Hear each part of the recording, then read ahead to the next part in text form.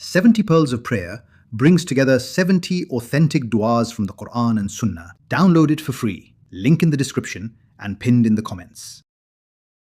Zadid from Bangladesh, he said he heard the da'i saying that there are 1,000, he can list 1,000 things that Allah cannot do.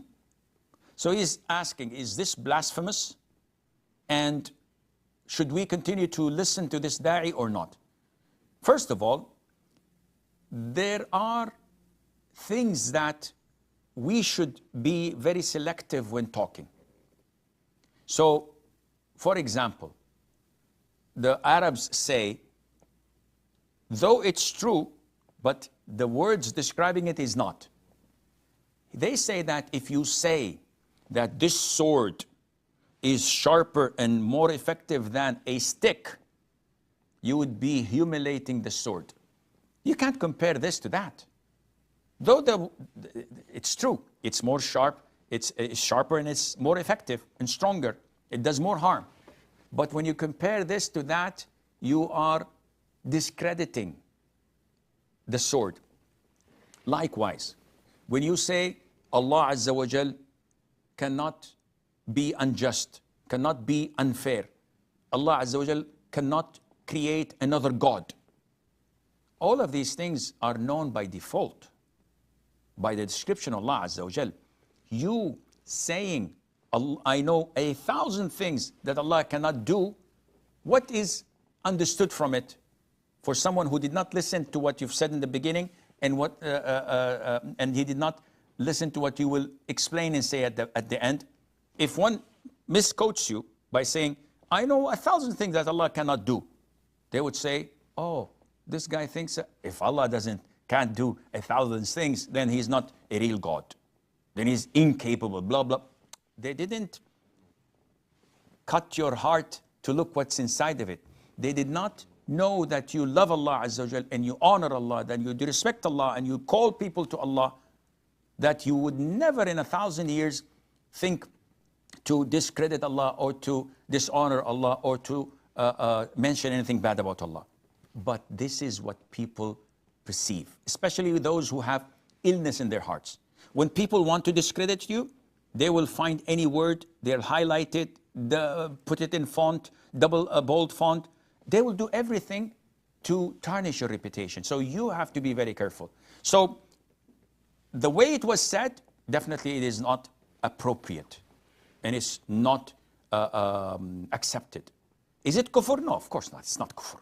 Definitely it's not kufr. And we can't jump to conclusions by quoting people one phrase and say, oh, kufr, because we can give kufr to everybody, takfir to everybody. But this is the trend of the Khawarij, who jump the gun. Anything you say, kufr, takfir.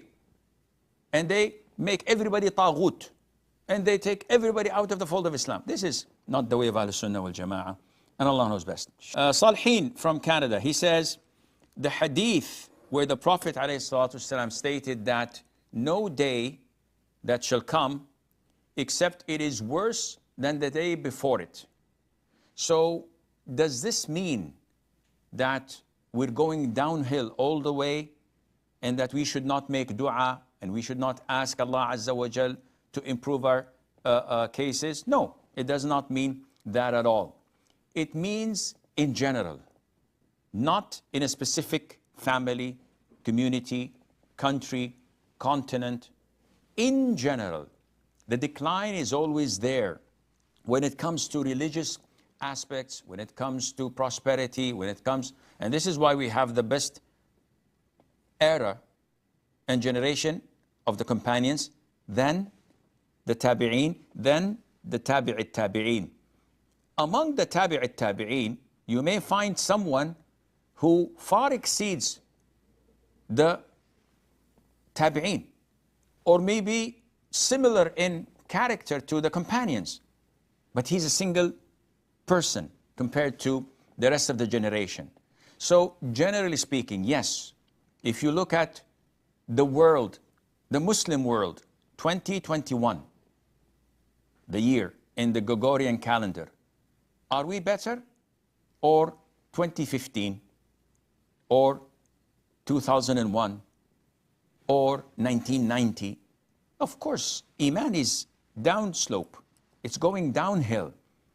The enemies are more, the hypocrites are far greater in number, and they have authority, they have wealth, they are backed by media, by armies, by countries.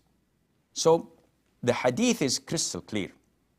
In general, the trend is going down. That does not mean that there will still remain, as the Prophet ﷺ prophesied, a group on the truth, living and fighting and practicing Islam till the Day of Judgment. And Allah would make them always prevail. This is a Ta'if al-Mansura. So there will be, and they can be scattered all over the globe, but they are there, yet the general trend is going downhill. The second question is from a sister.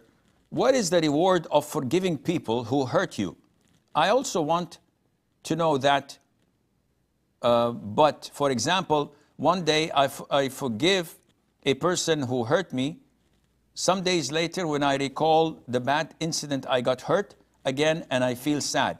Is this matter called forgiveness? Why can't I totally remove feelings related to that incident? First of all, forgiveness is something that is highly recommended in the Quran.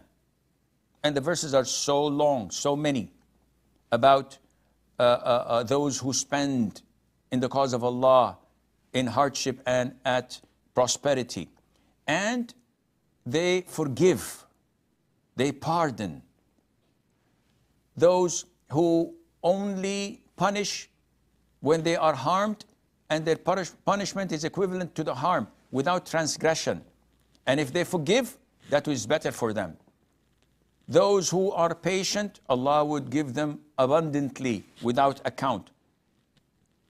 Allah Azza wa Jal even addressed Abu Bakr, may Allah be pleased with him, by telling him to pardon and overlook the mistake and the sin which his cousin did when he slandered his own daughter, Aisha, the mother of the believers. Allah says that he should pardon and overlook, and justified that by saying, don't you want Allah to forgive you? Don't you want Allah to pardon you? So whenever you forgive and pardon, anticipating what Allah has for you, you feel ease in your heart.